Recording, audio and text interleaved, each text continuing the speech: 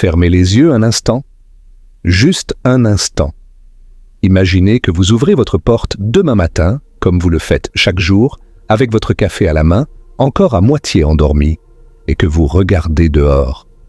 Mais au lieu de voir des voitures garées le long du trottoir, au lieu d'entendre le bruit familier de la circulation, au lieu de voir votre voisin promener son chien, vous voyez quelque chose qui vous glace le sang. Une créature de 12 mètres de haut, avec des dents aussi longues que votre avant-bras, marche lentement à travers ce qui devrait être votre rue tranquille. Son pas fait trembler le sol sous vos pieds. Les oiseaux ne chantent pas. Il n'y a pas de chien qui aboie, il n'y a que le son profond, guttural, presque mécanique de cette chose massive qui respire. Vous restez figé.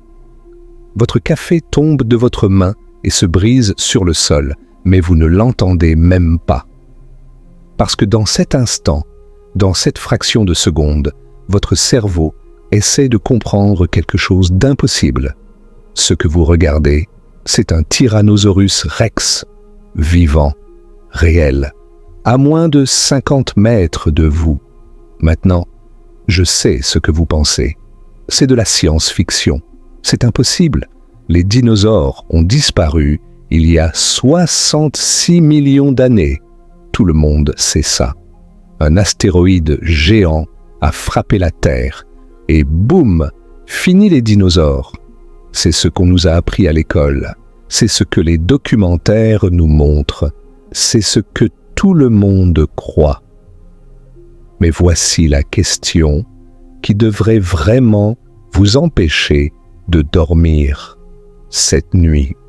Et si cet astéroïde avait manqué la Terre?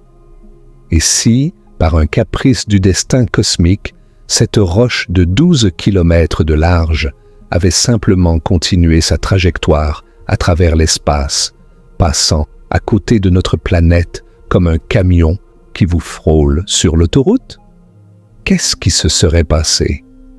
À quoi ressemblerait la Terre aujourd'hui? Est-ce que vous existeriez? Est-ce que qui que ce soit que vous connaissez existerait? Est-ce que la civilisation humaine, tout ce que nous avons jamais construit, pensé, rêvé, aimé, est-ce que tout ça existerait?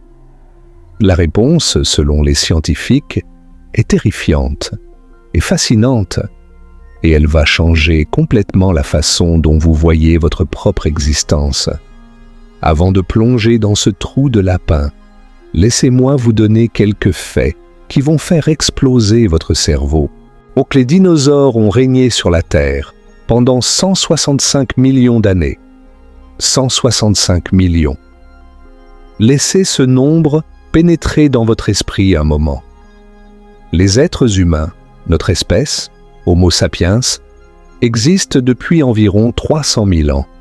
300 000. Comparé aux dinosaures, nous sommes des nouveau-nés. Nous sommes des bébés qui viennent à peine d'ouvrir les yeux. Si vous compressiez toute l'histoire de la Terre en une horloge de 24 heures, les dinosaures auraient régné pendant environ 40 minutes. Les humains, nous aurions existé pendant à peine plus d'une seconde. Une seconde. Tout ce que l'humanité a jamais fait, toutes nos guerres, nos empires, nos découvertes, nos œuvres d'art, nos voyages dans l'espace, tout ça tient dans une seule seconde sur l'horloge de la Terre. Et les dinosaures? 40 minutes de domination absolue. Et voici quelque chose d'encore plus fou.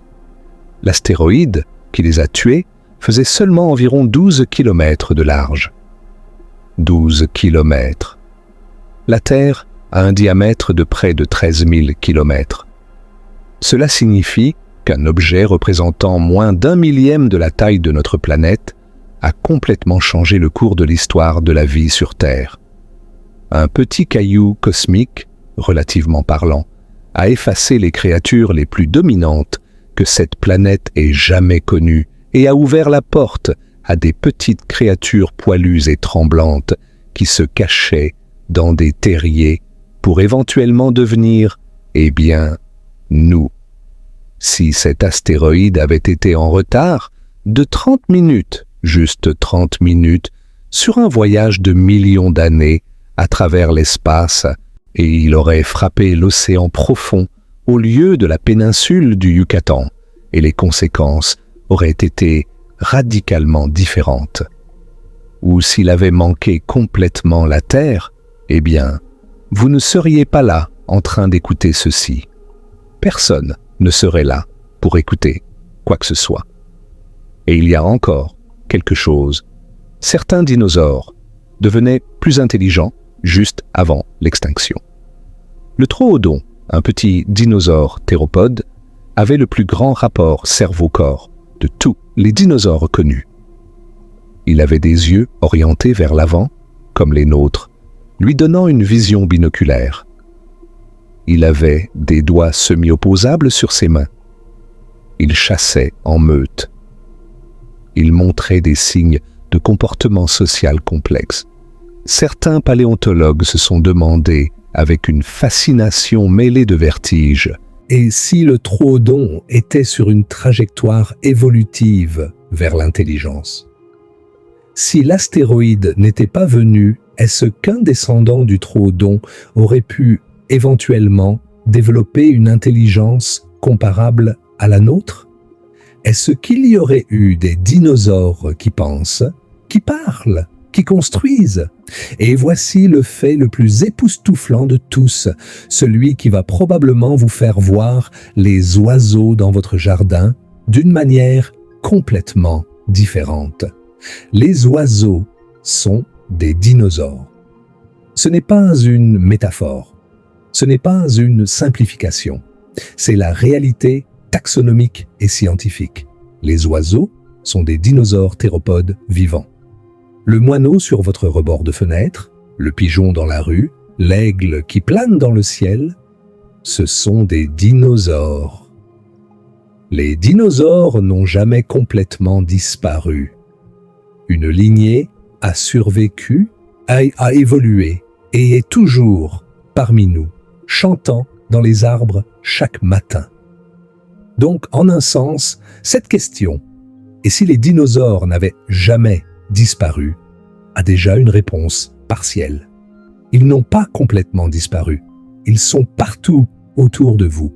Maintenant, si vous êtes le genre de personne qui aime plonger profondément dans ces questions fascinantes, si votre cerveau s'illumine quand vous découvrez quelque chose qui change votre perspective sur le monde, alors vous devez vous abonner à cette chaîne. Parce que c'est exactement ce qu'on fait ici. On prend les questions les plus profondes, les plus folles, les plus vertigineuses sur notre univers et on les explore ensemble, en profondeur, avec la science comme guide. Appuyez sur le bouton d'abonnement, activez la cloche de notification. Donc, et si cette question vous fascine autant qu'elle me fascine, smashez ce bouton de like. Ça aide énormément et ça me dit que vous voulez plus de contenu comme celui-ci. Et laissez un commentaire en bas, je veux savoir ce que vous pensez. Croyez-vous que les dinosaures auraient pu développer une intelligence comme la nôtre? Oui ou non? Dites-le moi. Parce que ce que les scientifiques ont découvert à propos de cette question va tout changer. Et nous allons explorer chaque détail, chaque angle, chaque possibilité. Alors attachez vos ceintures, parce que ce voyage va être long, profond et absolument fascinant. Pour vraiment comprendre ce qui se serait passé si les dinosaures n'avaient jamais disparu, nous devons d'abord comprendre le monde tel qu'il était réellement. Pas le monde simplifié des dessins animés et des films hollywoodiens, mais le vrai monde dans toute sa complexité, sa beauté et sa brutalité. Et cette histoire commence bien avant le T-Rex et le Tricératops. Elle commence il y a environ 252 millions d'années, à la fin de la plus grande extinction de masse que la Terre ait jamais connu l'extinction du Permien-Trias. Imaginez la Terre il y a 252 millions d'années. Tous les continents sont soudés ensemble en un seul supercontinent massif appelé la Pangée. C'est un monde chaud, sec et impitoyable. La plus grande extinction de masse vient de se produire, effaçant environ 96% de toutes les espèces marines et 70% de toutes les espèces terrestres. La vie sur Terre est au bord du gouffre. Les écosystèmes sont dévastés et c'est dans ce monde brisé et dans ces cendres de la destruction que les premiers dinosaures apparaissent. Mais ils ne sont pas du tout ce que vous imaginez. Les premiers dinosaures sont petits. Certains sont de la taille d'un chat. D'autres sont peut-être de la taille d'un chien de taille moyenne. Ils marchent sur deux pattes. Ils sont rapides, ils sont agiles et ils sont opportunistes. Ils ne sont pas les rois du monde. Pas encore. Le monde du Trias est dominé par d'autres reptiles, les archosaures, les rauisuchiens, des prédateurs massifs qui font passer les premiers dinosaures pour des proies faciles. Mais les dinosaures ont quelque chose de spécial. Leur posture est différente.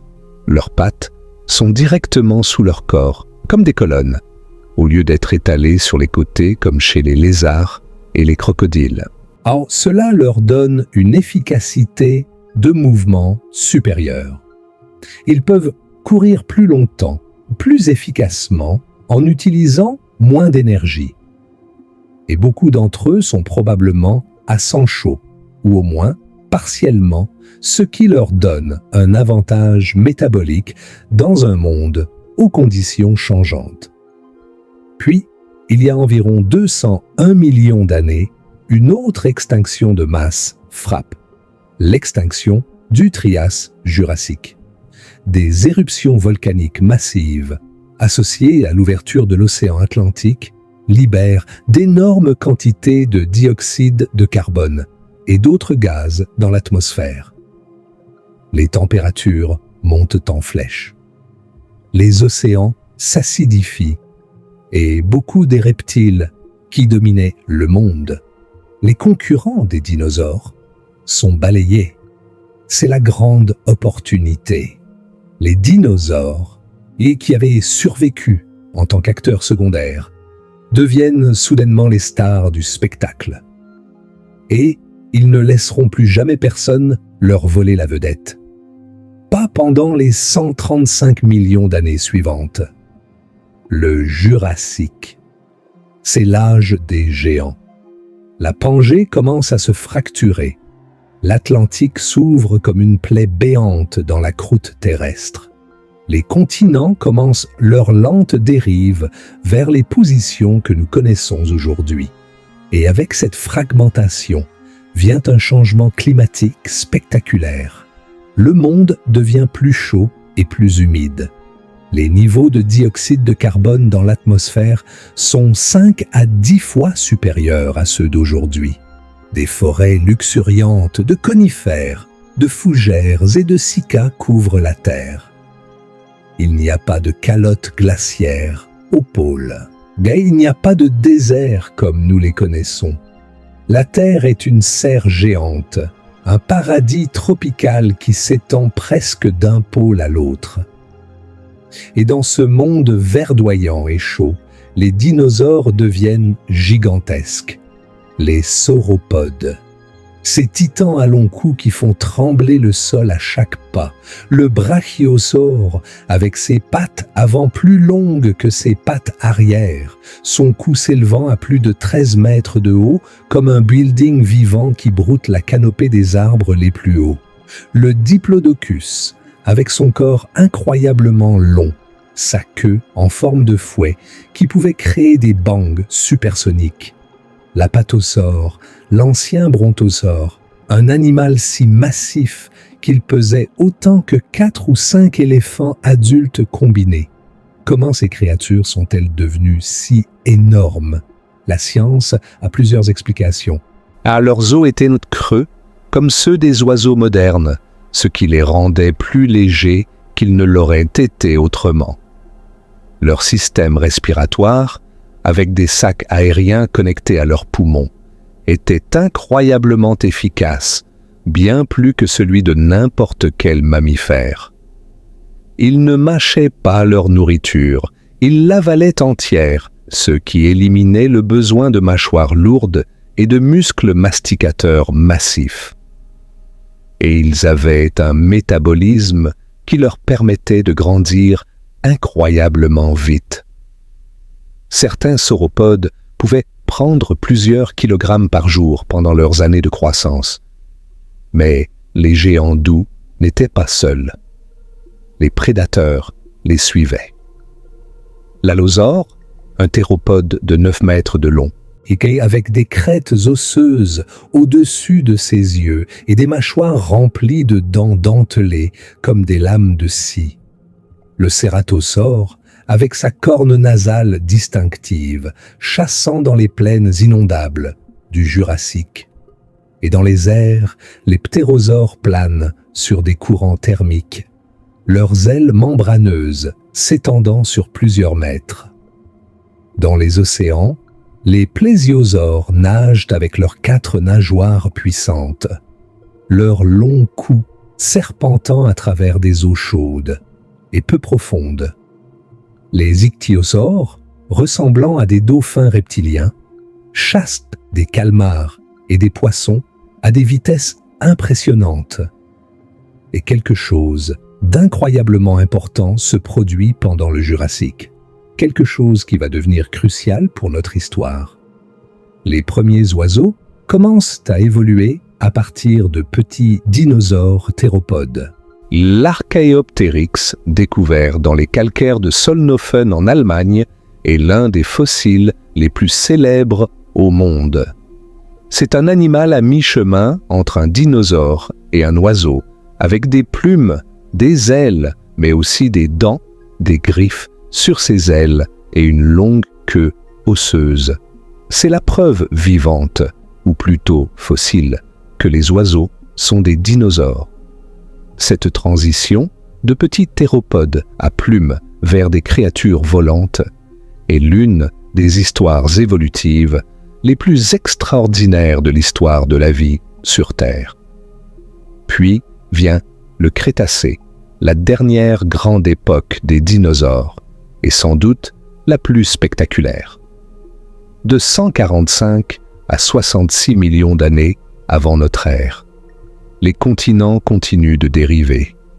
L'Inde se détache de l'Afrique et commence son long voyage vers le nord, et qu'un voyage qui finira par la faire percuter l'Asie et créer l'Himalaya. L'Afrique du Sud et l'Amérique du Sud se séparent complètement. L'océan Atlantique s'élargit et quelque chose de révolutionnaire se produit dans le monde végétal. Les plantes à fleurs, les angiospermes, apparaissent et se diversifient de manière explosive. Ces plantes changent complètement la face de la Terre. Elles produisent des fruits, des graines, enfermées dans des structures protectrices, et elles coévoluent avec les insectes pollinisateurs. Les forêts se transforment. Les prairies commencent peut-être à apparaître. Et les dinosaures herbivores évoluent pour exploiter ces nouvelles sources de nourriture. C'est au Crétacé que vivent les dinosaures les plus emblématiques. Le Tyrannosaurus rex, le roi incontesté des prédateurs terrestres, et qu'avec ses mâchoires capables d'exercer une force de morsure de plus de 50 000 newtons, assez pour broyer des os comme des brindilles. Le Tricératops, avec ses 3 cornes et son immense collerette osseuse, un tank vivant qui pouvait tenir tête même au T-Rex.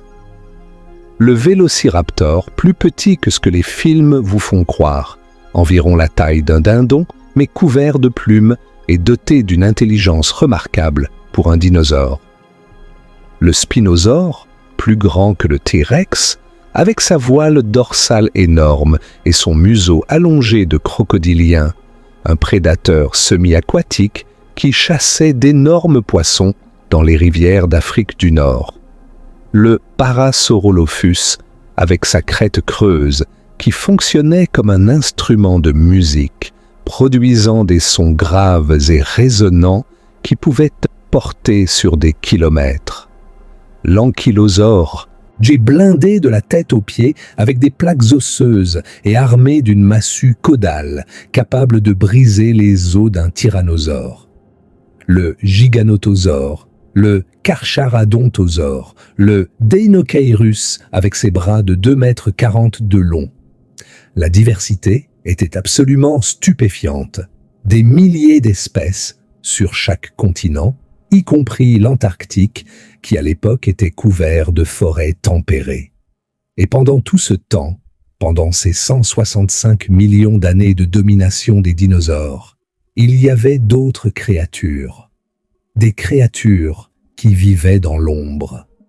Des créatures qui se cachaient dans des terriers, qui sortaient la nuit quand les grands prédateurs dormaient, qui se nourrissaient d'insectes et de petites graines qui survivaient en étant invisibles. Les mammifères, nos ancêtres.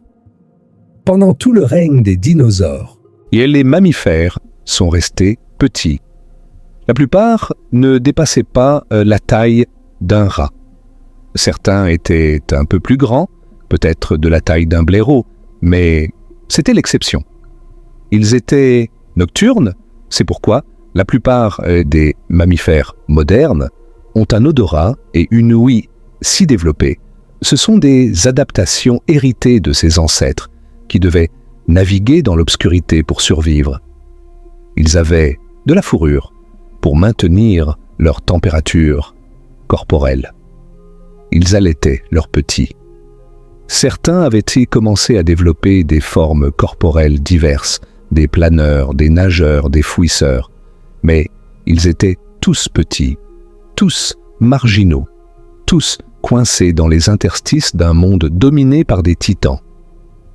Mais parmi les dinosaures eux-mêmes, quelque chose de fascinant se produisait au Crétacé tardif, donc dans les derniers millions d'années avant l'impact.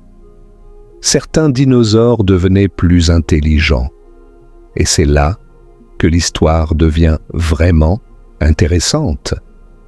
Le troodon, dont j'ai parlé plus tôt, vivait dans ce qui est aujourd'hui l'Amérique du Nord, il y a environ 77 millions d'années. C'était un petit dinosaure d'environ 2 mètres de long et pesant peut-être 50 kg. Mais son cerveau était remarquable. Son quotient d'encéphalisation, une mesure du rapport entre la taille du cerveau et la taille du corps, était le plus élevé de tous les dinosaures connus. Il avait une vision binoculaire, ses yeux étant orientés vers l'avant, lui donnant une perception de la profondeur, exactement comme nous. Ses mains avaient des doigts semi-opposables, capables de saisir des objets avec une certaine dextérité. Dès qu'il chassait en meute, suggérant une communication et une coordination sociale. Il montrait des signes de comportement parental, s'occupant de ses œufs et possiblement de ses petits. Le troodon n'était pas le seul dinosaure montrant des signes d'intelligence accrue. Les droméosauridés en général, la famille qui inclut le vélociraptor, montraient des comportements de chasse sophistiqués. Les oviraptorosaures prenaient soin de leur nid avec une dévotion qui suggère des comportements parentaux complexes. Les hadrosaures avaient des structures nasales élaborées qui produisaient des sons complexes, suggérant une communication vocale avancée. Les dinosaures, en tant que groupe, n'étaient pas les brutes stupides que les anciennes représentations populaires suggéraient. Beaucoup d'entre eux étaient des créatures sociales, communicatives et avec des comportements qui auraient pu servir de fondation à une intelligence encore plus grande. Maintenant, transportons-nous au jour qui a tout changé, il y a 66 millions d'années. C'est un jour comme un autre dans le Crétacé tardif. Quelque part, dans ce qui est maintenant le Montana, un Tyrannosaurus rex, adulte, rôde à travers une forêt de conifères et de plantes à fleurs. Il vient de localiser un troupeau de Tricératops qui broutent paisiblement au bord d'une rivière. La lumière du soleil filtre à travers la canopée. Des ptérosaures planent dans le ciel bleu. Des mammifères minuscules se terrent dans leurs trous, attendant la nuit. De l'autre côté de la planète, dans ce qui est aujourd'hui la Patagonie, un immense titanosaure pousse des grognements bas en marchant lentement à travers une plaine inondable. En Asie, un vélociraptor à plumes traque une proie dans un désert aride. L'Antarctique, couvert de forêts, abrite des dinosaures adaptés aux longues nuits polaires. C'est un monde vivant, vibrant, diversifié. Un monde qui fonctionne depuis 165 millions d'années.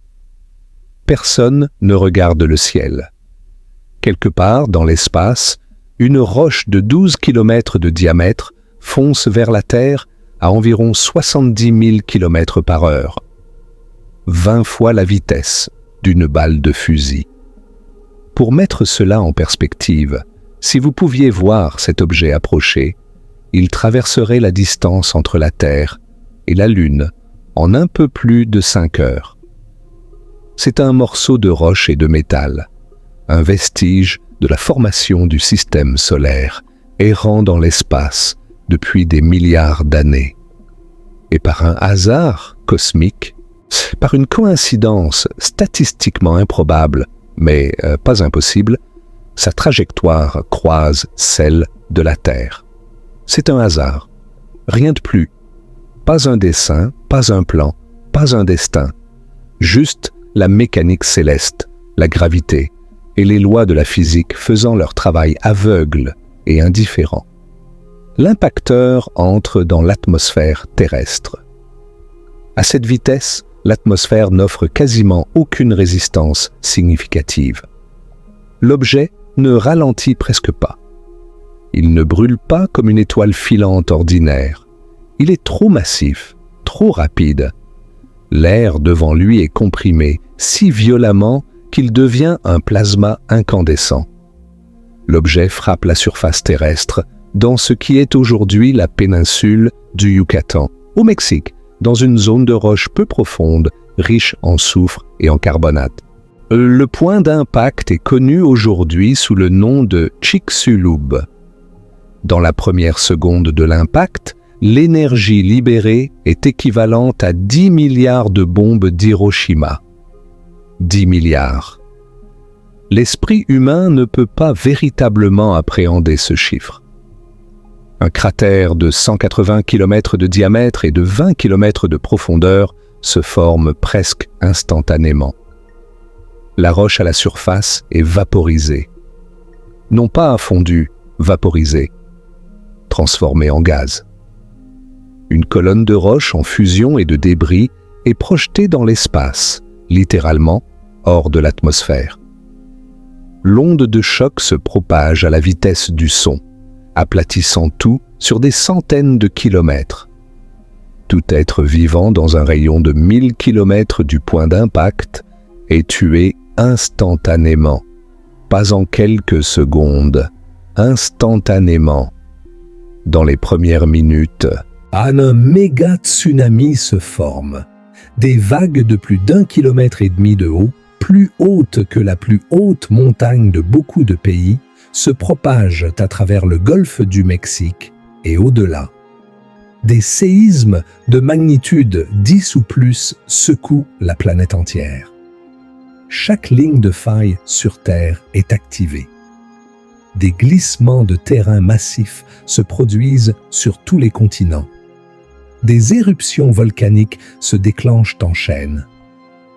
Dans les premières heures, les choses deviennent encore pires, si c'est même possible. Les éjectats, les morceaux de roches et de débris qui ont été projetés dans l'espace par l'impact, commencent à retomber dans l'atmosphère. partout sur la planète. Ces morceaux rentrent dans l'atmosphère à des vitesses hypersoniques, se réchauffant par friction. Le ciel entier devient un four. Et le rayonnement infrarouge émis par ces milliards de morceaux de roches incandescentes qui retombent chauffe la surface de la Terre. Les forêts prennent feu spontanément. Pas dans une région, pas sur un continent, partout. Des incendies globaux consumant une grande partie de la végétation terrestre. Les animaux à la surface, ceux qui n'ont pas d'abri souterrain ou aquatique, sont littéralement cuits vivants. Dans les jours et les semaines qui suivent, la suie des incendies, les cendres volcaniques et surtout les aérosols de soufre, libérés par la vaporisation des roches riches en anhydrite du Yucatan, montent dans la stratosphère et bloquent la lumière du soleil. Le monde plonge dans l'obscurité. Les températures chutent dramatiquement. C'est l'hiver d'impact. La photosynthèse s'arrête. Sans lumière solaire, les plantes meurent. Aïe, sans plantes, les herbivores meurent. Sans herbivores, les carnivores meurent. La chaîne alimentaire s'effondre de la base vers le sommet, comme un château de cartes dans un ouragan. Dans les mois et les années qui suivent, les pluies acides empoisonnent les sols et les eaux. Les océans s'acidifient. Le plancton marin, la base de la chaîne alimentaire océanique, est dévasté. Les récifs coralliens s'effondrent. Les ammonites, ces créatures à coquilles spiralées qui avaient peuplé les océans pendant des centaines de millions d'années, disparaissent. Les reptiles marins, les mosasaures, les plésiosaures sont anéantis. Les ptérosaures disparaissent. Et les dinosaures non aviaires, tous, sans exception, périssent. 75% de toutes les espèces sur Terre sont effacées. Mais pas toutes. Les survivants sont les petits et les adaptables, les chanceux. Les petits mammifères dans leur terrier, les oiseaux, les descendants des dinosaures théropodes qui trouvent un moyen de s'en sortir. Les reptiles, les crocodiliens, les tortues, les serpents, les lézards, les amphibiens, les insectes, les poissons. La vie est décimée, mais pas éteinte, et ces survivants héritent d'un monde vide de géants, un monde plein d'opportunités écologiques. Comment savons-nous tout cela? Comment les scientifiques ont-ils reconstitué cet événement qui s'est produit 66 millions d'années avant l'existence du moindre être humain? C'est l'une des histoires de détectives les plus brillantes de l'histoire de la science. En 1980, le physicien Luis Alvarez et son fils géologue Walter Alvarez font une découverte qui va secouer le monde scientifique. Ils analysent une fine couche d'argile qui se trouve dans les roches sédimentaires du monde entier, exactement à la frontière entre le Crétacé et le Paléogène, il y a 66 millions d'années. Cette couche contient des concentrations anormalement élevées d'iridium. L'iridium est un élément extrêmement rare sur la surface de la Terre, mais il est beaucoup plus commun dans les astéroïdes et les météorites. La seule explication logique est qu'une quantité massive d'iridium a été déposée sur toute la surface de la Terre en même temps. Et la seule façon que cela puisse arriver, c'est si un objet extraterrestre massif a frappé la planète et a distribué ces matériaux dans l'atmosphère globale. La communauté scientifique est d'abord sceptique. Beaucoup de géologues et de paléontologues résistent à l'idée. L'extinction des dinosaures était traditionnellement attribuée à des changements climatiques graduels, au volcanisme ou à d'autres facteurs lents.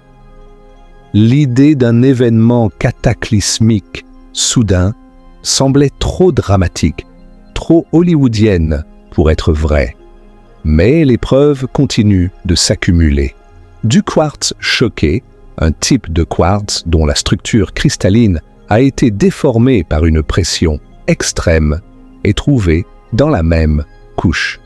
Ce type de quartz ne se forme que dans 2 circonstances, les explosions nucléaires et les impacts d'astéroïdes. Des tectites, des billes de verre formées à partir de roches fondues et refroidies rapidement dans l'atmosphère, sont trouvées sur des milliers de kilomètres autour du golfe du Mexique. Puis, à la fin des années 1970 et au début des années 1980, le cratère lui-même est identifié. Chicxulub, enterré sous des centaines de mètres de sédiments, dans la péninsule du Yucatan, au Mexique, et sous les eaux peu profondes du golfe du Mexique.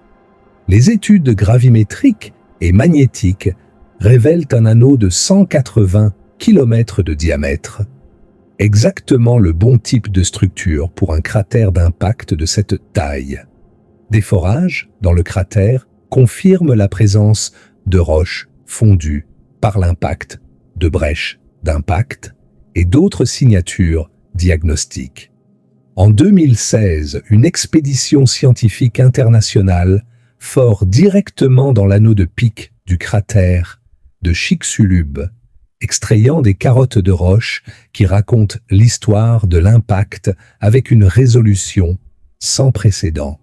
Ces carottes montrent que l'astéroïde a frappé des roches riches en anhydrite, un minéral de sulfate de calcium. Lorsque ces roches ont été vaporisées par l'impact, des quantités astronomiques de dioxyde de soufre ont été libérées dans la stratosphère. Ce soufre a formé des aérosols qui ont bloqué la lumière du Soleil bien plus efficacement que la suie seule. C'est cette découverte qui a révélé que l'impact n'était pas simplement mauvais, il était le pire scénario possible. Si l'astéroïde avait frappé presque n'importe quel autre endroit sur Terre, l'impact aurait été dévastateur, mais probablement survivable pour de nombreuses espèces de dinosaures. Mais il a frappé l'un des rares endroits sur la planète avec une géologie qui maximisait les effets de refroidissement global. Des études récentes ont même déterminé l'angle d'impact, environ 60 degrés par rapport à la surface, ce qui, selon les simulations informatiques, est l'angle le plus destructeur possible, car il maximise la quantité de débris et de gaz éjectés dans l'atmosphère. Et des recherches basées sur des fossiles de poissons trouvés dans le Dakota du Nord, des poissons qui sont morts dans les heures suivant l'impact avec des tectites littéralement coincés dans leurs branchies, suggèrent que l'impact s'est produit au printemps ou au début de l'été dans l'hémisphère nord. Le pire moment possible pour frapper, car les écosystèmes sont au maximum de leur activité biologique, avec des animaux en pleine reproduction et des plantes en pleine croissance. Chaque détail de cet événement semble avoir été conçu pour maximiser la destruction. Bien sûr, il n'a pas été conçu. C'est le hasard. Un hasard terrible, cosmique et totalement indifférent. Mais voici la question qui change tout. Et que se serait-il passé si ce hasard n'avait pas eu lieu? L'astéroïde approche de la Terre. Mais cette fois, il est en retard de 30 minutes. Ou peut-être que la trajectoire est légèrement différente, de quelques centièmes de degré, suffisamment pour que la roche passe à côté de la Terre et continue sa route solitaire dans l'obscurité de l'espace interplanétaire. La Terre continue de tourner. Les dinosaures continuent de vivre. Les mammifères continuent de se cacher. Le Soleil se lève et se couche, comme il le fait depuis des milliards d'années, sur un monde qui ne saura jamais à quel point il est passé près de l'apocalypse. Et maintenant, nous entrons dans le territoire le plus fascinant de toute cette histoire. Nous entrons dans le domaine du et si. Et croyez-moi, ce que les scientifiques ont à dire sur ce sujet est bien plus extraordinaire que tout ce que la science-fiction a jamais imaginé. Mais avant de plonger dans cet océan de possibilités, si vous êtes toujours avec moi, si votre curiosité est allumée comme la mienne, prenez une seconde pour appuyer sur le bouton de like. Cela aide vraiment et ça me montre que vous voulez que je continue à créer ce genre de contenu. Et laissez un commentaire. Dites-moi, selon vous, quel serait le changement le plus important si les dinosaures avaient survécu? Je vais épingler la réponse la plus créative. Et si vous n'êtes pas encore abonné, sérieusement, qu'est-ce que vous attendez? On est au milieu de quelque chose d'incroyable ici. Commençons par le 1er million d'années après le non-impact.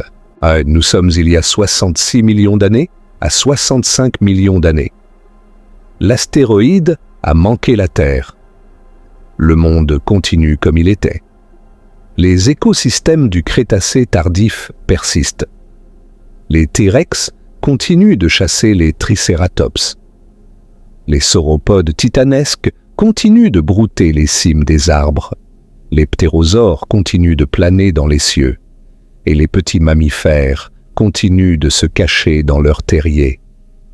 Mais il est important de comprendre quelque chose de crucial. La Terre n'était pas statique à cette époque.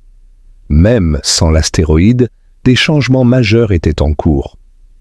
Le plus significatif était le volcanisme des trappes du Deccan en Inde. Pendant des centaines de milliers d'années, chevauchant la période de l'impact dans notre chronologie réelle, ces d'immenses éruptions volcaniques ont recouvert une grande partie de ce qui est aujourd'hui l'Inde, avec des couches de basalte atteignant parfois 2 km d'épaisseur. Ces éruptions ont libéré des quantités significatives de dioxyde de carbone et de dioxyde de soufre dans l'atmosphère, causant des fluctuations climatiques. Il y a un débat scientifique en cours à propos du rôle de ces éruptions dans l'extinction. Certains chercheurs pensent que le volcanisme du Deccan contribuait déjà à stresser les écosystèmes avant l'impact et que l'astéroïde n'a fait que donner le coup de grâce. D'autres pensent que le volcanisme seul n'aurait pas causé une extinction de masse aussi sévère.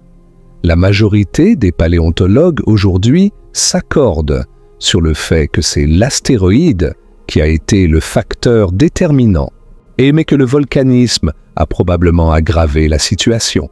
Alors, dans notre scénario sans astéroïde, qu'en est-il du volcanisme du Deccan? Il se produit quand même. Les dinosaures font face à un stress climatique. Les températures fluctuent. Certaines espèces déclinent. Mais voici la chose, les dinosaures avaient survécu à bien pire au cours de leur histoire. Ils avaient traversé des millions d'années de changements climatiques, de réarrangements continentaux, d'éruptions volcaniques. Ils étaient résilients, extraordinairement résilients. Le volcanisme du Deccan aurait causé des perturbations, sans aucun doute. Certaines espèces auraient décliné ou disparu. Mais le groupe, dans son ensemble, les dinosaures, en tant que superordre, auraient presque certainement survécu.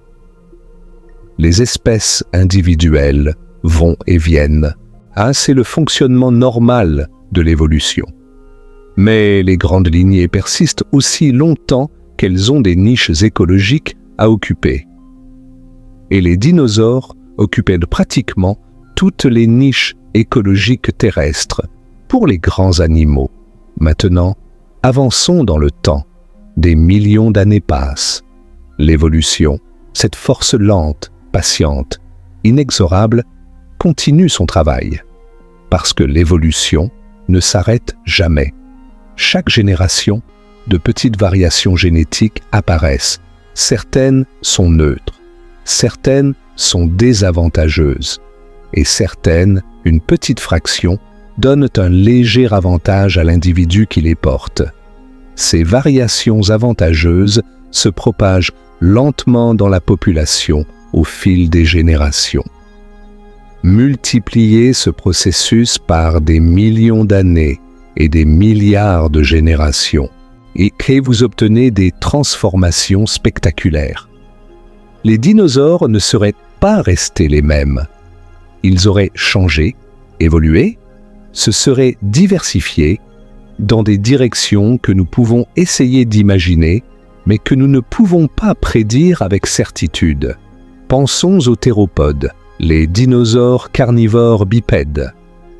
Dans notre chronologie réelle, les théropodes avaient déjà montré une tendance claire vers des tailles variées et des spécialisations diverses. Il y avait des géants comme le T-Rex et des chasseurs agiles de taille moyenne et des petits prédateurs de la taille d'un poulet. Sans l'extinction, ces lignées auraient continué à évoluer. Les grands prédateurs auraient pu devenir encore plus efficaces, ou peut-être auraient-ils diminué de taille dans certains environnements. Les prédateurs de taille moyenne auraient continué à affiner leurs techniques de chasse. Et les petits théropodes, les plus intéressants de tous, auraient eu 66 millions d'années supplémentaires pour devenir plus intelligents. Le Troodon et ses parents auraient été au cœur de cette histoire. Avec son cerveau déjà relativement grand, sa vision binoculaire et ses mains préhensiles, le Troodon représentait le début d'une trajectoire évolutive qui aurait pu mener à des choses remarquables. Imaginez un descendant du Troodon, 10 millions d'années plus tard, plus grand peut-être, ou peut-être plus petit et plus agile, avec un cerveau plus gros, capable de résoudre des problèmes plus complexes, avec des mains plus dextères, capables de manipuler des objets avec plus de précision, vivant en groupes sociaux complexes, tous avec des hiérarchies, des alliances, des conflits, comme les loups ou les chimpanzés, communiquant avec des vocalisations de plus en plus sophistiquées, peut-être même les prémices d'un proto-langage, chassant de manière coordonnée avec des stratégies et des tactiques qui changeraient en fonction de la proie. Les sauropodes, ces géants à long cou, auraient continué leur propre chemin évolutif.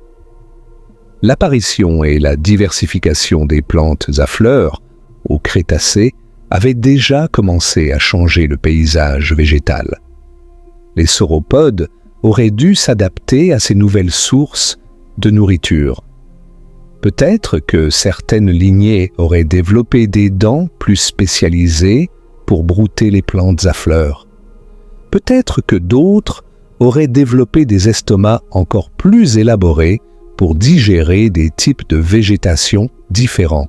Le gigantisme aurait probablement continué dans certaines lignées, la taille étant une défense efficace contre les prédateurs. Mais dans des environnements insulaires ou dans des habitats où la nourriture est plus limitée, des formes plus petites auraient évolué. Les cératopsiens, les dinosaures à cornes comme le tricératops, auraient continué à diversifier leurs impressionnantes armures de cornes et de collerettes. Ces structures servaient probablement à la reconnaissance entre espèces, à la sélection sexuelle et à la défense contre les prédateurs. Des millions d'années supplémentaires d'évolution auraient produit des configurations encore plus spectaculaires et diversifiées. Les hadrosaures, avec leurs crêtes creuses productrices de sons, auraient mal pu développer des systèmes de communication encore plus complexes, et avec peut-être des dizaines de vocalisations distinctes pour signaler différents dangers, appeler les partenaires ou coordonner les déplacements du troupeau. Mais la question la plus cruciale de tout ce scénario n'est pas ce qui arriverait aux dinosaures, c'est ce qui arriverait aux mammifères, ou plus précisément, ce qui ne leur arriverait pas. Dans notre chronologie réelle, l'extinction des dinosaures a été le plus grand événement de libération écologique de l'histoire des mammifères. Du jour au lendemain, en termes géologiques, toutes les niches écologiques occupées par les grands dinosaures sont devenues vacantes. Et les mammifères, ces petites créatures nocturnes qui avaient survécu dans l'ombre pendant 165 millions d'années, ont saisi l'opportunité. En l'espace de quelques millions d'années après l'extinction, oui, les mammifères ont explosé en taille et en diversité. Les premiers grands mammifères herbivores sont apparus. Les premiers grands mammifères carnivores les ont suivis. Les premières baleines, les premiers chevaux, les premiers éléphants, les premiers primates, tous ont émergé dans ce monde vide de dinosaures. Sans l'extinction, rien de tout cela ne se produit. Sans l'extinction, les mammifères restent ce qu'ils avaient été pendant 165 millions d'années, des acteurs marginaux, petits, nocturnes, insectivores pour la plupart. Il n'y a pas de niche écologique ouverte pour eux. Les dinosaures occupent tous les rôles des grands herbivores, des grands carnivores, des grands omnivores. Il n'y a tout simplement pas de place pour que les mammifères deviennent grands. Et si les mammifères ne deviennent pas grands, où toute la radiation adaptative qui a produit la diversité mammalienne que nous connaissons n'a pas lieu. Pas de primates, pas de singes, pas de grands singes, pas d'australopithèques, pas d'Homo erectus, pas d'Homo sapiens, pas nous. Laissez cela pénétrer dans votre esprit un moment. Dans un monde sans l'astéroïde, vous n'existez pas. Votre famille n'existe pas. Votre pays n'existe pas. L'humanité entière n'existe pas. Toute la civilisation humaine, chaque cathédrale, chaque symphonie, chaque poème, chaque découverte scientifique, chaque guerre, chaque traité de paix, chaque baiser, chaque sourire, chaque larme, tout cela n'existe tout simplement pas. La Terre est peuplée de magnifiques créatures, de géants et de prédateurs, et de volants et de nageurs, mais personne ne sait qu'il est magnifique. Non, personne ne regarde les étoiles et ne se demande ce qu'elles sont. Personne ne peint sur les murs des grottes, personne ne compose de musique, personne ne pose la question « et si ?» C'est un monde sans conscience de soi. Un monde où la vie est riche et diverse et spectaculaire, mais où personne n'est là pour s'en émerveiller. Maintenant, je sais ce que beaucoup d'entre vous pensent dans ce moment. Et si un dinosaure avait développé cette conscience? Et si, avec 66 millions d'années supplémentaires d'évolution, un dinosaure avait finalement atteint le niveau d'intelligence nécessaire pour se poser ces questions? C'est l'une des spéculations les plus fascinantes et les plus controversées de toute la paléontologie, et elle a un nom. L'hypothèse du dinosauroïde. En 1982, le paléontologue canadien Dale Russell et le sculpteur Ron Séguin ont publié un article et créé un modèle qui ont fait sensation dans le monde scientifique et dans la culture populaire. Russell a pris le Troodon comme point de départ et a extrapolé ses tendances évolutives sur des millions d'années. Il a imaginé ce qui se passerait si le cerveau du Troodon continuait à croître, si sa posture devenait de plus en plus verticale, si ses mains devenaient plus dextères. Le résultat était le dinosauroïde, une créature bipède à peau écailleuse, avec un grand crâne abritant un gros cerveau, des yeux orientés vers l'avant et des mains à 3 doigts capables de manipuler des outils. C'était essentiellement un humanoïde reptilien. Le concept a été à la fois fascinant et profondément controversé. Les critiques ont rapidement souligné que le dinosauroïde de Russell ressemblait trop à un humain. C'était un cas flagrant d'anthropocentrisme, la tendance à imaginer que l'intelligence doit nécessairement prendre une forme humanoïde. La forme humaine, notre posture bipède, notre tête ronde et lourde perchée sur un cou relativement fragile, nos membres spécialisés, tout cela est le résultat d'une histoire évolutive très spécifique aux primates et aux hominidés. Il n'y a aucune raison de penser qu'un dinosaure intelligent aurait convergé vers la même forme.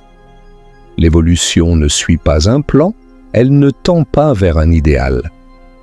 Elle répond aux pressions de l'environnement, et un dinosaure intelligent aurait répondu à des pressions très différentes de celles auxquelles nos ancêtres ont été confrontés. Mais, au-delà de la question de la forme, donc il y a la question plus fondamentale de savoir si un dinosaure aurait pu développer une intelligence de niveau humain en premier lieu. Et ici, les scientifiques sont divisés. Les arguments en faveur de cette possibilité sont intrigants. Premièrement, l'intelligence est clairement un avantage évolutif puissant. Elle a évolué indépendamment dans de multiples lignées, chez les primates, chez les cétacés comme les dauphins et les baleines, chez les céphalopodes comme les poulpes, et chez les oiseaux comme les corneilles et les perroquets. Le fait que l'intelligence convergente soit un phénomène répandu suggère qu'elle pourrait être, dans une certaine mesure, un résultat prévisible de l'évolution dans les bonnes conditions. Deuxièmement, 66 millions d'années est une période de temps incroyablement longue. C'est plus que suffisant pour des transformations évolutives majeures. En 66 millions d'années, nos propres ancêtres sont passés de petits mammifères insectivores à Homo sapiens. Troisièmement, le troodon avait déjà les prérequis de base, un cerveau relativement gros, une vision binoculaire, des mains préhensiles, un comportement social. Mais les arguments contre sont tout aussi convaincants. Le plus puissant d'entre eux est celui-ci. En 165 millions d'années de domination, aucun dinosaure n'a développé une intelligence de niveau humain. Pas même proche. Le troodon était intelligent pour un dinosaure, mais son intelligence était probablement comparable à celle d'un oiseau moderne de taille moyenne, ce qui est impressionnant mais encore très très loin de l'intelligence humaine. Si les dinosaures n'ont pas développé une intelligence avancée en 165 millions d'années, pourquoi le feraient-ils dans les 66 millions suivantes? L'évolution n'a pas de direction. Elle ne tend pas inexorablement vers plus d'intelligence. Elle tend vers ce qui fonctionne, ce qui permet de survivre et de se reproduire dans un environnement donné. Et pour les dinosaures, ce qui fonctionnait depuis 165 millions d'années, c'était la taille, la force, l'armure, la vitesse, pas nécessairement l'intelligence extrême. Un T-Rex n'avait pas besoin d'être un génie. Il était le prédateur ultime grâce à sa puissance brute. Un Tricératops n'avait pas besoin de résoudre des équations différentielles. Ses cornes et sa collerette le protégeaient parfaitement. De plus, les gros cerveaux ont un coût métabolique énorme. Le cerveau humain représente environ 2% de notre masse corporelle, mais consomme environ 20% de notre énergie. C'est un organe incroyablement coûteux à entretenir. Pour qu'un gros cerveau soit favorisé par la sélection naturelle, les avantages qu'il procure doivent surpasser ces coûts considérables. Et dans un monde de dinosaures, où la survie dépend souvent de la taille et de la force physique, les avantages d'un cerveau plus gros ne sont pas nécessairement suffisants pour justifier le coup. La perspective scientifique moderne sur cette question est nuancée et fascinante. La plupart des paléontologues pensent que si des dinosaures avaient développé une intelligence significativement plus avancée, cela se serait probablement fait le long de lignées aviaires, c'est-à-dire des dinosaures ressemblant à des oiseaux, plutôt que de lignées de grands théropodes. La raison en est que les oiseaux, qui sont des dinosaures théropodes survivants, ont déjà démontré un potentiel remarquable pour l'intelligence. Les corneilles et les corbeaux de Nouvelle-Calédonie fabriquent et utilisent des outils. Les perroquets peuvent comprendre des concepts abstraits et utiliser un langage symbolique. Les geais ont une mémoire épisodique et peuvent planifier pour l'avenir. Les cerveaux des oiseaux sont structurellement différents des cerveaux de mammifères, mais ils atteignent des niveaux d'intelligence comparables par des voies différentes. Si les oiseaux, qui ne sont qu'une seule lignée survivante de dinosaures, ont pu atteindre ces niveaux d'intelligence en 66 millions d'années d'évolution post-extinction, ou qu'auraient-tu accomplir des milliers de lignées de dinosaures avec le même temps? La réponse la plus honnête, la plus scientifiquement rigoureuse est « Nous ne savons pas avec certitude ». Il est possible, mais loin d'être garanti, qu'un dinosaure descendant du Troodon ou d'une lignée similaire ait pu évoluer vers une intelligence significativement supérieure au cours des 66 millions d'années suivantes. Mais si cela s'était produit, cette créature n'aurait pas ressemblé à un humain.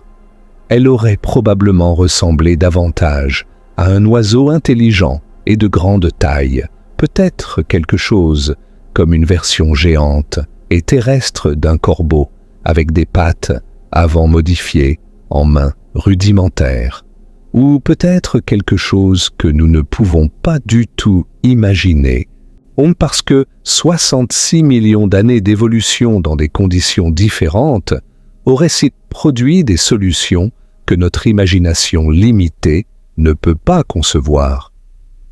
Transportons-nous maintenant 50 millions d'années dans l'avenir de notre chronologie alternative. Nous sommes à environ 16 millions d'années avant le présent dans notre propre chronologie. Dans le monde réel, à cette époque, les mammifères ont déjà conquis la planète. Les grands singes se diversifient en Afrique. Les baleines sont les plus grands animaux des océans. Les chevaux galopent dans les prairies d'Amérique du Nord. Mais dans notre monde alternatif, rien de tout cela n'existe. À la place, la Terre est toujours un monde de dinosaures, mais pas les mêmes dinosaures. Aux 50 millions d'années d'évolution supplémentaires ont profondément transformé la faune. Les espèces du Crétacé tardif que nous connaissons ont depuis longtemps disparu, remplacées par leurs descendants, des formes nouvelles et étranges que nous aurions du mal à reconnaître. Le T-Rex a été remplacé par d'autres grands théropodes prédateurs, peut-être plus agiles, peut-être avec des stratégies de chasse plus sophistiquées. Les tricératops ont évolué en des formes avec des configurations de cornes et de collerettes que nous ne pouvons pas imaginer. Les sauropodes ont peut-être atteint des tailles encore plus grandes dans certaines régions, ou au contraire se sont miniaturisés dans d'autres. Et la Terre elle-même a changé. Les continents ont continué de dériver. L'Inde a percuté l'Asie, allez soulevant la chaîne de l'Himalaya même dans notre monde alternatif, car le mouvement des plaques tectoniques n'a rien à voir avec les dinosaures. Les Alpes se sont formées. L'Antarctique s'est séparée de l'Amérique du Sud permettant au courant circumpolaire antarctique de s'établir, isolant le continent et déclenchant son refroidissement et sa glaciation. Les températures globales ont commencé à baisser. Les forêts tropicales, qui couvraient autrefois de vastes étendues de la planète, ont cédé la place à des forêts tempérées, puis à des prairies dans certaines régions. Et c'est ici que nous arrivons à l'un des aspects les plus fascinants du scénario. Comment les dinosaures auraient-ils géré les périodes glaciaires? Dans notre chronologie réelle, les périodes glaciaires du Pléistocène, au cours des derniers millions d'années, ont été dominées par des mammifères adaptés au froid, les mammouths, les rhinocéros laineux, les bisons des steppes. Ces animaux avaient de la fourrure épaisse, des réserves de graisse et des adaptations métaboliques pour survivre au froid intense. Les dinosaures auraient-ils pu faire de même? La réponse est probablement oui, au moins pour certaines lignées. Et la raison en est que beaucoup de dinosaures avaient déjà des plumes. Les découvertes paléontologiques des dernières décennies, en particulier les extraordinaires fossiles à plumes de la province de Liaoning, en Chine, ont révélé que les plumes étaient beaucoup plus répandues chez les dinosaures qu'on ne le pensait auparavant. De nombreux théropodes avaient des plumes, pas seulement les petits dinosaures proches des oiseaux, mais potentiellement aussi des espèces plus grandes. Les plumes sont d'excellents isolants thermiques. C'est pourquoi les oiseaux peuvent survivre dans des environnements extrêmement froids, des manchots de l'Antarctique aux harfangs des neiges de l'Arctique. Des dinosaures à plumes auraient pu évoluer des pelages plumeux encore plus denses pour survivre aux périodes glaciaires. Imaginez un tyrannosaure descendant couvert d'un épais manteau de plumes duveteuses, chassant dans les steppes glacées comme un prédateur arctique ultime. C'est étrange à imaginer, mais c'est scientifiquement plausible. D'autres lignées auraient pu s'adapter différemment. La migration, un comportement déjà présent chez les dinosaures du Crétacé, selon les preuves fossiles, aurait pu devenir plus prononcée, avec de vastes troupeaux de dinosaures herbivores migrant sur des milliers de kilomètres pour suivre les saisons et la végétation, comme les gnous du Serengeti, mais à une échelle encore plus grande. Certaines espèces auraient pu développer des formes d'hibernation ou de torpeur, réduisant leur métabolisme pendant les mois les plus froids. Et bien sûr, certaines espèces n'auraient tout simplement pas survécu au changement climatique. L'extinction de certaines espèces est un processus naturel et constant. Des espèces disparaissent et de nouvelles espèces apparaissent. C'est le cycle normal de la vie. Mais le groupe des dinosaures dans son ensemble, avec sa diversité extraordinaire et sa capacité prouvée à s'adapter sur des millions d'années, aurait presque certainement persisté à travers les périodes glaciaires. Pensons maintenant aux environnements insulaires. Dans notre monde réel, les îles ont produit certaines des formes de vie les plus étranges et les plus merveilleuses grâce au phénomène de nanisme insulaire et de gigantisme insulaire. Les éléphants, quand ils se retrouvent piégés sur de petites îles, évoluent en forme naine.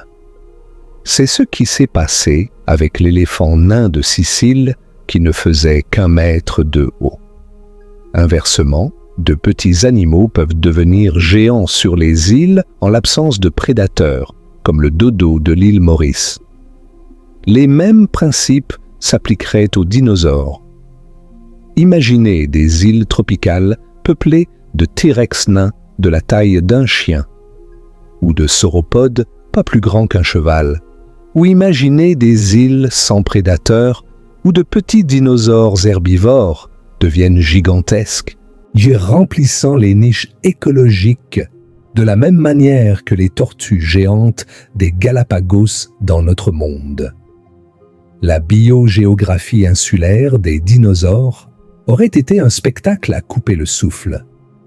Et que se passe-t-il dans les océans de notre monde alternatif? Dans notre chronologie réelle, l'extinction a également balayé les reptiles marins, les mosasaures et les plésiosaures. Leurs niches écologiques ont été éventuellement remplies par des mammifères marins, les baleines, les dauphins, les phoques, les morses. Mais dans notre monde alternatif, les reptiles marins n'ont jamais disparu. Leurs descendants dominent toujours les océans. Il n'y a pas de baleines, parce qu'il n'y a pas eu de radiation mammalienne pour les produire. À la place, les descendants des mosasaures, des plésiosaures, et d'autres reptiles marins remplissent ces rôles écologiques. Imaginez un descendant du mosasaure qui a évolué pendant 66 millions d'années supplémentaires. Peut-être qu'il est devenu le plus grand prédateur marin que la Terre ait jamais connu, un léviathan reptilien chassant dans les profondeurs abyssales. Ou peut-être que certains descendants ont évolué pour filtrer le plancton, comme les baleines à fanon, devenant d'immenses reptiles paisibles qui parcourent les océans en ouvrant leur gueule démesurée. Les ptérosaures aussi auraient continué à évoluer. Dans les dernières millions d'années du Crétacé, les ptérosaures géants comme le Quetzalcoatlus avaient des envergures de 10 à 12 mètres, plus grands que de petits avions. Sans l'extinction, leurs descendants auraient dû devenir encore plus diversifiés, remplissant des niches écologiques que les oiseaux et les chauves-souris occupent dans notre monde. Peut-être que certains auraient évolué vers des formes plus petites, plus maniables, tandis que d'autres auraient maintenu ou augmenté leur taille gigantesque. Les cieux de notre monde alternatif seraient partagés entre les ptérosaures et les oiseaux, un spectacle aérien de reptiles volants et de dinosaures à plumes. Mais revenons au sol et à la question la plus vertigineuse de toutes. Que se passerait-il sur la Terre aujourd'hui, en ce moment, dans notre monde alternatif? À quoi ressemblerait le monde si vous pouviez y ouvrir une fenêtre et regarder? Commençons par l'Amérique du Nord. Dans notre monde, ce continent est couvert de villes, de routes, de fermes, de banlieues. Des forêts subsistent dans certaines régions, avec des prairies dans d'autres, des déserts dans le sud-ouest. Mais dans le monde alternatif, rien de tout cela n'existe. Il n'y a pas une seule route, pas un seul bâtiment, pas une seule lumière artificielle. L'Amérique du Nord est un continent sauvage, couvert de vastes forêts de conifères et de feuillus dans le nord, de prairies ondulantes dans les grandes plaines, de forêts subtropicales dans le sud-est, et partout des dinosaures. Les descendants des théropodes chassent dans les forêts et les prairies. Des troupeaux massifs de descendants de cératopsiens et d'adrosaures migrent à travers les plaines, leurs appels résonnant à travers des paysages que personne n'a jamais nommés. Des sauropodes descendants broutent dans les vallées fluviales. Et parmi eux, peut-être, des petits théropodes descendants du troodon, avec leurs grands yeux intelligents et leurs mains agiles, observant le monde avec une curiosité que nous aimerions penser ressemble à la nôtre, mais qui est probablement très différente. Yellowstone existe toujours. Le supervolcan sous le parc a continué ses cycles éruptifs, indifférents à la présence ou à l'absence d'humains. Ces éruptions périodiques auraient forcé les dinosaures locaux à migrer, créant des catastrophes régionales, mais pas des extinctions globales. Les montagnes rocheuses sont toujours là, formant une barrière qui sépare les populations de dinosaures de l'Est et de l'Ouest, favorisant la spéciation et la diversité. L'Afrique. Dans notre monde, c'est le berceau de l'humanité. C'est sur ce continent que nos ancêtres primates sont descendus des arbres, se sont mis debout et ont commencé le long chemin vers la civilisation. Dans le monde alternatif, rien de tout cela ne se produit. L'Afrique est un continent de dinosaures, pas de primates. Les forêts tropicales d'Afrique centrale abritent des dinosaures adaptés à la vie sous la canopée, peut-être des formes arboricoles qui grimpent aux arbres avec des griffes spécialisées. Les savanes d'Afrique de l'Est, si elles existent dans cette configuration climatique, sont parcourues par des troupeaux de dinosaures herbivores poursuivis par des prédateurs théropodes, comme les zèbres et les lions dans notre monde, mais en version dinosaure. Le Sahara, qui fluctue naturellement entre désert et verdure au fil des cycles climatiques, pourrait être vert ou sec selon l'époque exacte, mais dans les deux cas, il n'y a pas de civilisation pour le traverser. L'Antarctique. Ce continent gelé et désolé dans notre monde abritait autrefois des dinosaures quand il était plus chaud. Dans notre monde alternatif, il s'est quand même refroidi et glacé, car cela est dû à la tectonique des plaques et aux courants océaniques, pas à la présence ou à l'absence de dinosaures.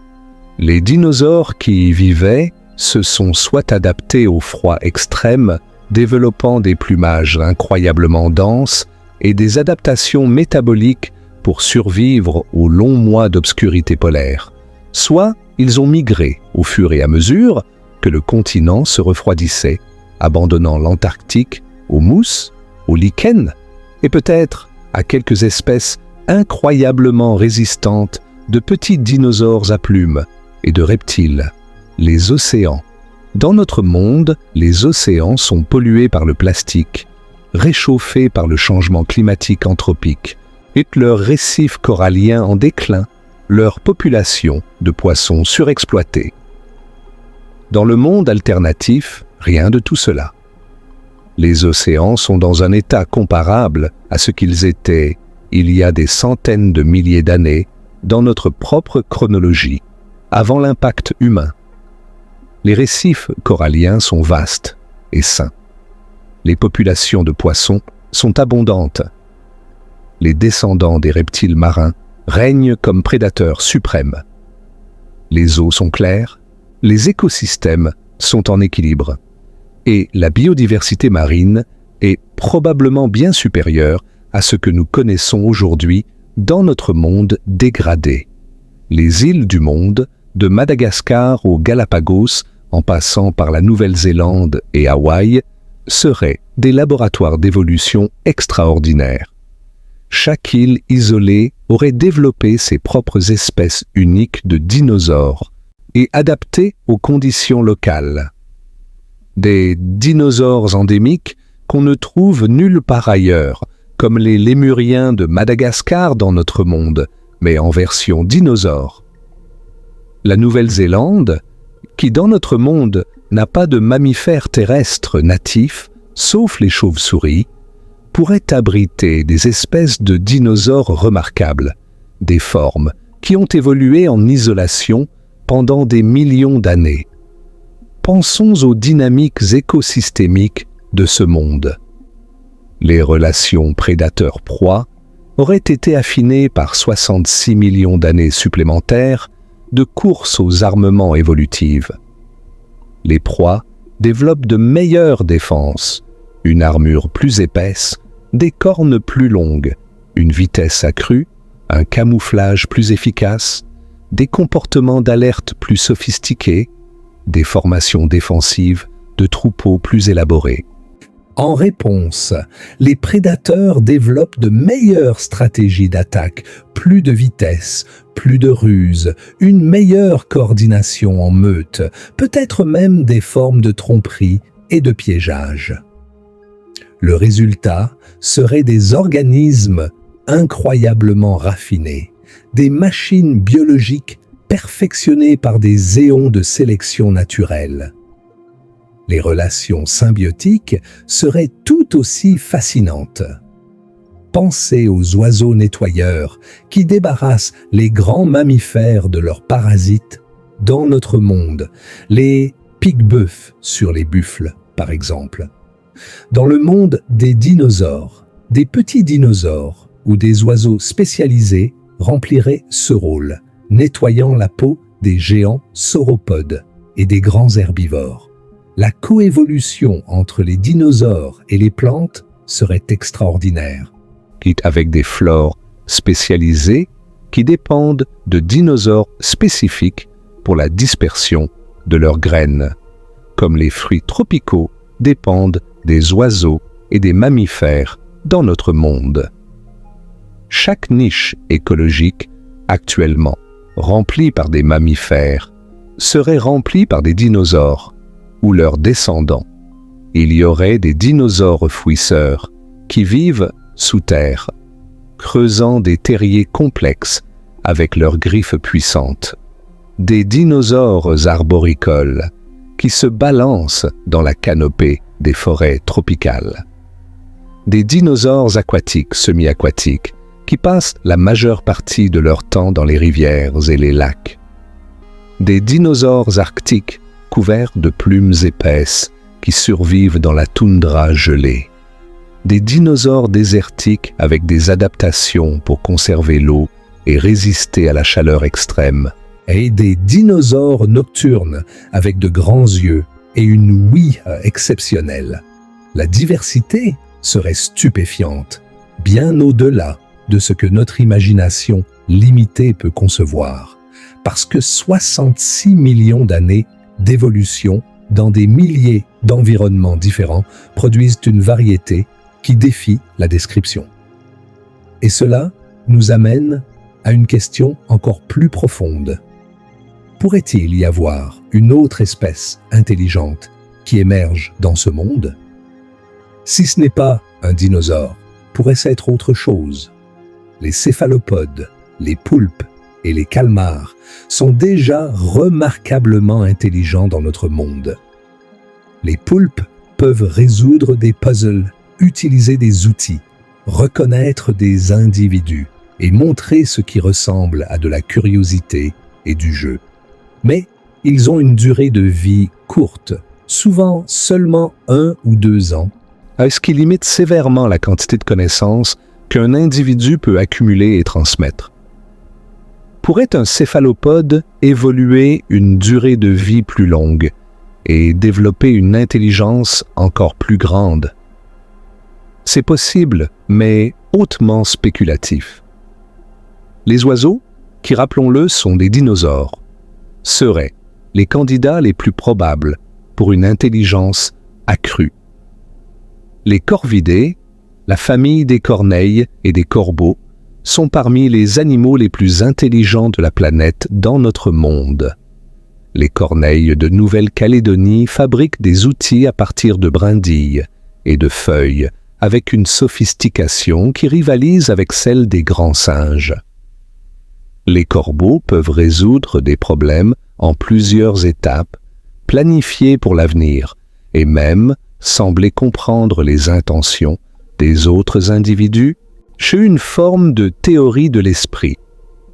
Les perroquets gris d'Afrique peuvent apprendre des centaines de mots et les utiliser dans un contexte approprié, démontrant une compréhension abstraite de concepts comme la couleur, la forme et le nombre.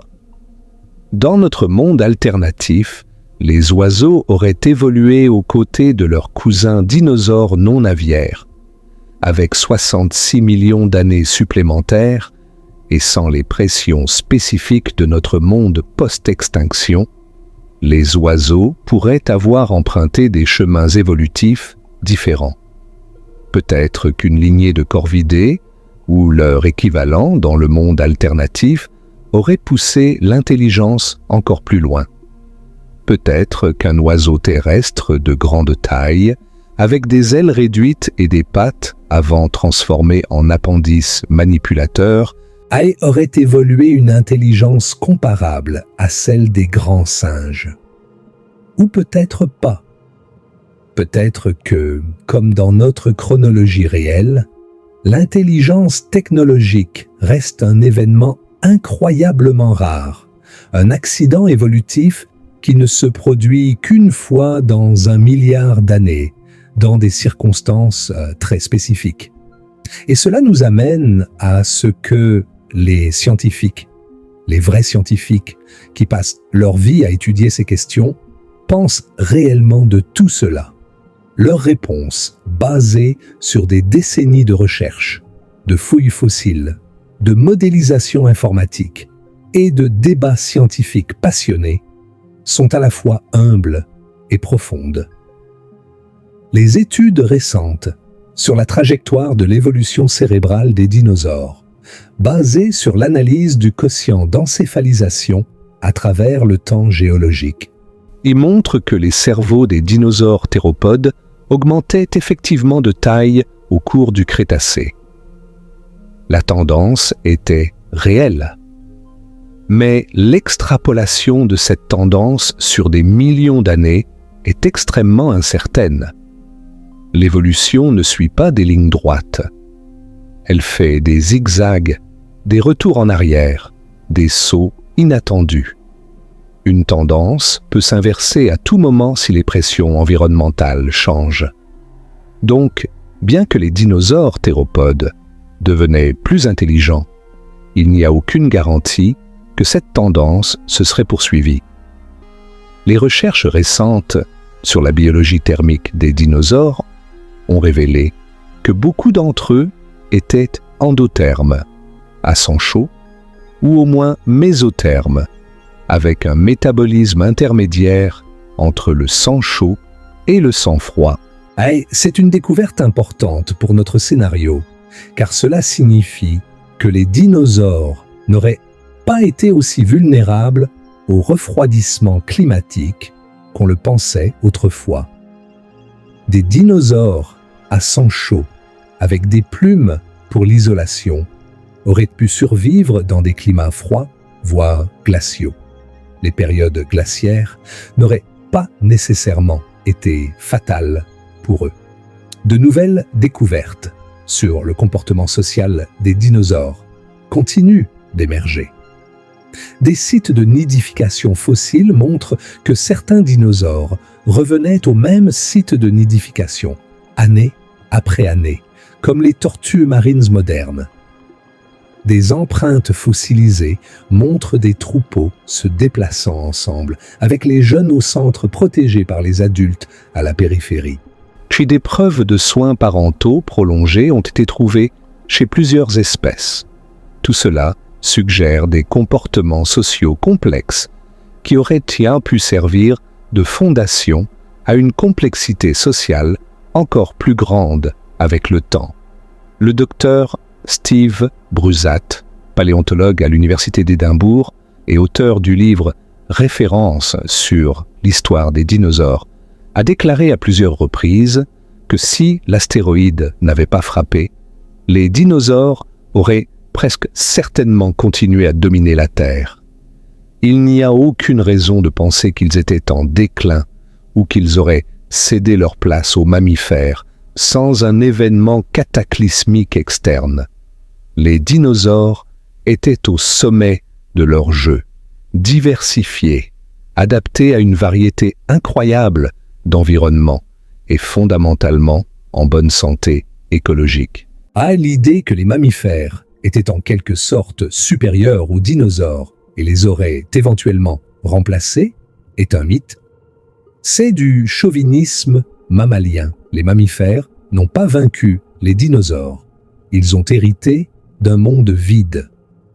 Le docteur Dale Russell, le créateur de l'hypothèse du dinosauroïde, a lui-même reconnu que son modèle était hautement spéculatif et anthropocentrique. Mais il a maintenu que le principe sous-jacent, que l'intelligence tend à augmenter au fil du temps dans certaines lignées, est valide.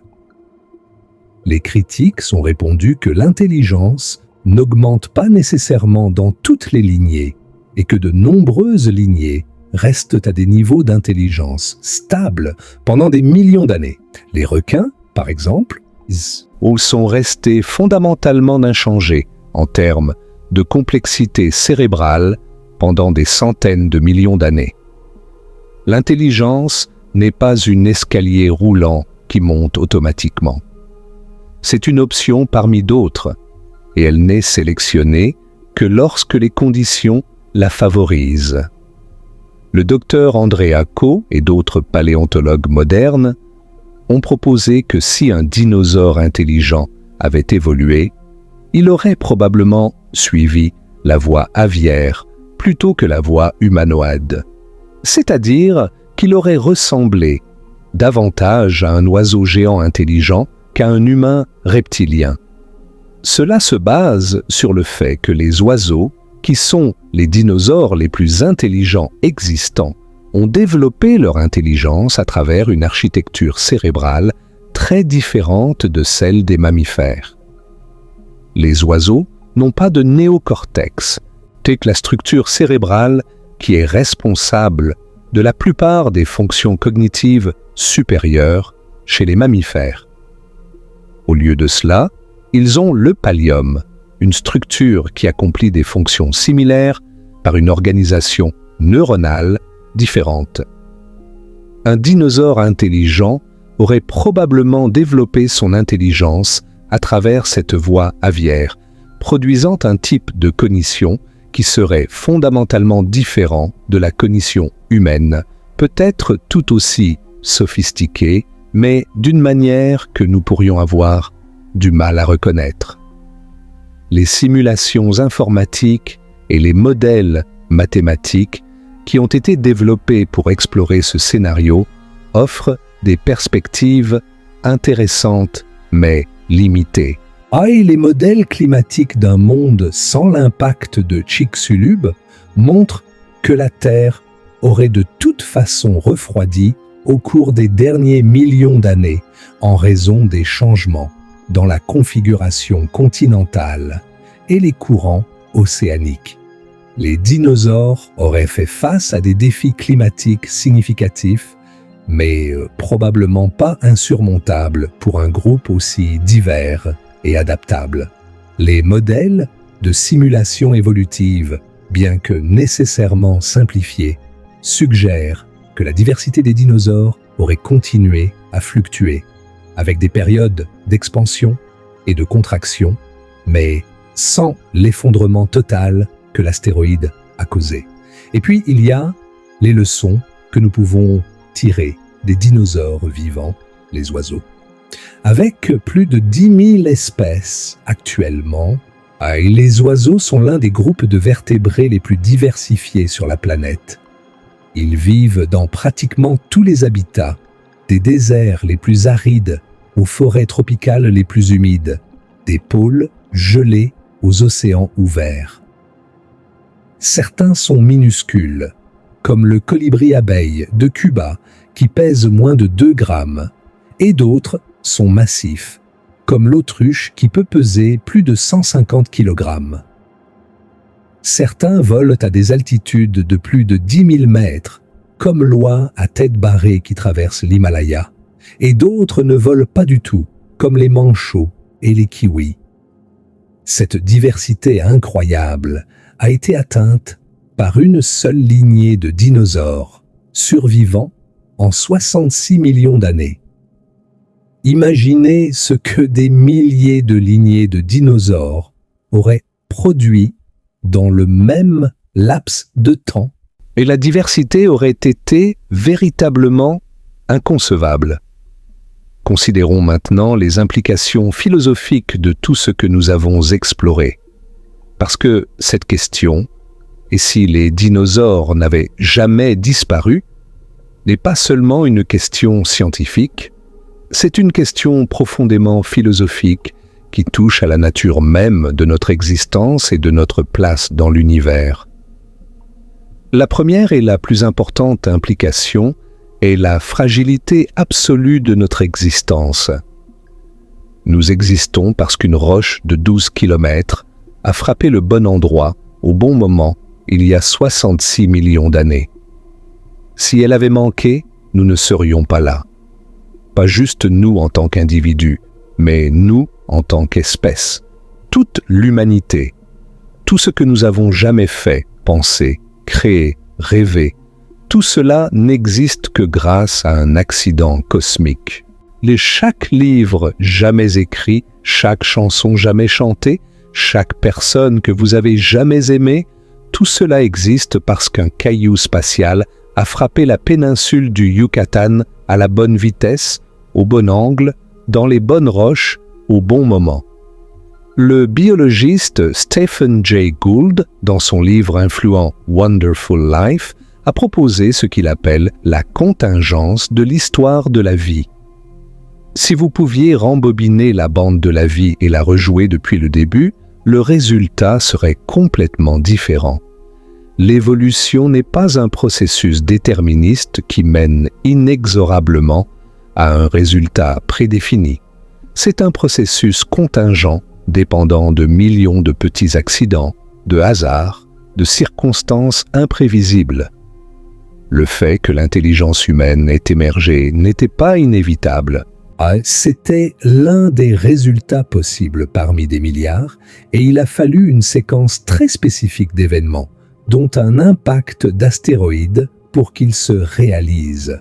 Cela nous amène à la deuxième implication philosophique, qui est profondément liée à la recherche d'intelligence extraterrestre. Quand nous pointons nos télescopes vers les étoiles et cherchons des signaux de civilisation extraterrestre, nous supposons implicitement que l'intelligence technologique est un résultat raisonnablement commun de l'évolution biologique. Mais notre propre histoire suggère le contraire. Notre intelligence n'a émergé que grâce à une séquence incroyablement improbable d'événements. Un astéroïde qui élimine les dinosaures, de petits mammifères qui remplissent le vide, des primates qui évoluent en Afrique, et des changements climatiques spécifiques qui favorisent la bipédie, des mutations génétiques qui agrandissent le cerveau, et ainsi de suite. Si même un seul de ces éléments avait été différent, nous ne serions pas là. Pensez à cela dans le contexte de l'équation de Drake, qui tente d'estimer le nombre de civilisations intelligentes dans notre galaxie. L'un des facteurs les plus incertains de cette équation est la fraction de planètes avec une vie complexe qui développe éventuellement une intelligence technologique. Notre propre histoire suggère que ce facteur pourrait être extrêmement petit. La vie complexe a existé sur Terre pendant plus de 500 millions d'années, mais l'intelligence technologique n'est apparue qu'une seule fois, et elle n'a existé que grâce à un événement cataclysmique hautement improbable. Et si l'intelligence technologique est aussi rare que cela le suggère, alors le silence du cosmos, le fameux paradoxe de Fermi, pourquoi ne voyons-nous aucun signe de civilisation extraterrestre, devient un peu moins paradoxal. Peut-être que sur la plupart des planètes de la galaxie, les dinosaures équivalents n'ont jamais été éliminés par un astéroïde. Peut-être que la plupart des planètes habitables sont dominées par des formes de vie complexes, magnifiques, diversifiées, mais non technologiques. Des mondes entiers remplis de créatures étonnantes, mais sans personne pour construire des radiotélescopes ou envoyer des sondes spatiales. Des planètes vivantes, mais silencieuses. Des mondes pleins de vie, mais vides de civilisation. Notre chemin vers l'intelligence, un astéroïde extermine les dominants, les marginaux prennent de la relève.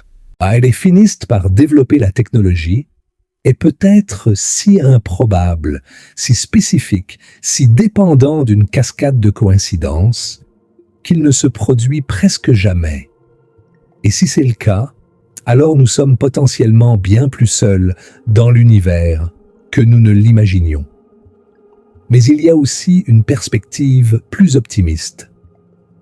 Peut-être que l'intelligence peut émerger par d'autres voies, des voies que nous n'avons pas imaginées parce que nous ne connaissons qu'un seul exemple, le nôtre. Peut-être que sur certaines planètes, l'équivalent des dinosaures développe bel et bien une intelligence technologique sans avoir besoin d'un astéroïde pour céder la place à d'autres. Peut-être que l'intelligence est un attracteur évolutif, quelque chose vers quoi l'évolution tend dans les bonnes conditions. Même si les chemins pour y arriver sont différents. Le fait que l'intelligence ait évolué de manière convergente chez les primates, les cétacés, les oiseaux et les céphalopodes sur notre propre planète est un argument en faveur de cette hypothèse. Maintenant, permettez-moi de vous amener sur un terrain peut-être inattendu, mais profondément important, l'éthique de notre existence. Si notre existence en tant qu'espèce est le résultat direct de la pire catastrophe naturelle de l'histoire récente de la vie sur Terre, une catastrophe qui a tué 75% de toutes les espèces, que devons-nous faire de ce cadeau improbable? Je dis cadeau, mais du point de vue des dinosaures, ce n'était pas un cadeau. C'était un holocauste. Des milliards de créatures vivantes. Et des écosystèmes entiers qui avaient mis des centaines de millions d'années à se construire. Tout a été effacé en quelques années. Et nous, les mammifères, nous avons dansé sur leurs tombes. Nous avons rempli le vide qu'ils avaient laissé. Nous avons pris leur place. Et que faisons-nous maintenant de cette opportunité? Nous causons la 6e extinction de masse de l'histoire de la Terre. Nous détruisons des habitats, nous polluons les océans, nous modifions le climat à un rythme qui n'est comparable qu'aux catastrophes les plus extrêmes du passé géologique. L'ironie est cruelle. Nous, les bénéficiaires de la 5e extinction de masse, sommes en train de causer la 6e. Nous, qui n'existons que parce qu'un astéroïde a dévasté la biosphère, sommes en train de dévaster la biosphère nous-mêmes. Nous sommes devenus notre propre astéroïde. C'est une pensée qui devrait nous donner une pause, une longue et profonde pause. Et en parlant d'astéroïdes, il y a quelque chose que je dois vous dire. Les astéroïdes sont toujours là-dehors. L'espace est rempli de roches qui croisent l'orbite de la Terre. Des objets géocroiseurs, des astéroïdes dont les trajectoires passent suffisamment près de la Terre pour représenter un risque potentiel, il y en a des milliers. La plupart sont petits, incapables de causer des dommages à l'échelle planétaire. Mais certains sont grands, suffisamment grands pour causer une catastrophe régionale. Et quelques-uns sont suffisamment grands pour menacer la civilisation elle-même.